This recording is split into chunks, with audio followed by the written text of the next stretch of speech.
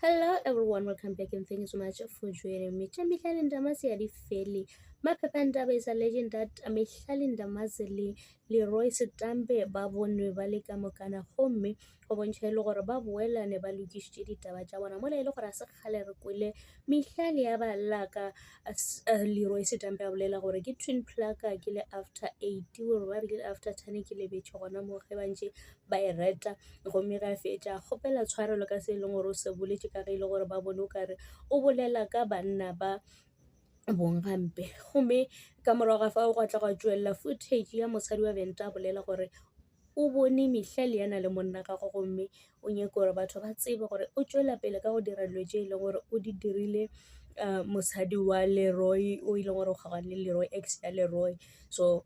o sa tswela pele ka go dira dilo tseo jwale a re tsebe gore ge a boelane le Leroy o leka go ka thiba-thibetša dilo tse e leng gore be di tletse ka yena mo social media ba bolela gore o thuba metse ya batho le goba ke nnete o boelane le Leroy ba bangwe ke bone ba commenta gona mo go maphephandaba ba bolela gore ge o ka dula le narcissist o tlo feleletša e le gore o bonagala o kare o hlakahlakane hlogo ka ge e le gore yena Mihlali o tswa ga Leroy a ya go pšhatla a senya ka nako e le gore o kgaogane le Leroy go ra gore mohlomong go na le tše e leng gore Leroy mo re dirile tsona tše e leng gore a re ditsebe di be di mo bohloko jwale go bontšha o kare yena Leroy ke ele ka mokgwa e leng gore bona ba bolela ke ene o kareng o sokodiša Mihlali o tšhentšha banenyana le banna ga ka re tsebe allegedly